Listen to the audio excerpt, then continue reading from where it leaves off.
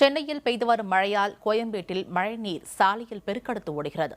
மேலும் சென்னை கோயம்பேடு MMDA இடையே கடும் போக்குவரத்து நெரிசல் ஏற்பட்டுள்ளது.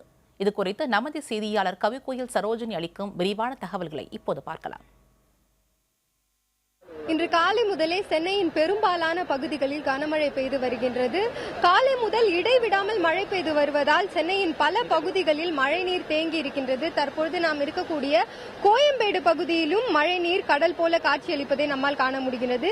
இதேபோல் சென்னையின் பல தாழ்வான பகுதிகளிலும் மழைநீர் தற்போது தேங்கி இருக்கின்றது. கோயம்பேடை பொறுத்தவரை கடந்த 2 நாட்களாகவே தீபாவளிக்கு தங்கள் சொந்த ஊர்களுக்கு செல்ல மக்கள் வருவதால் மாலை நேரங்களில் போக்குவரத்து நெரிசல் ஏற்படுகின்றது.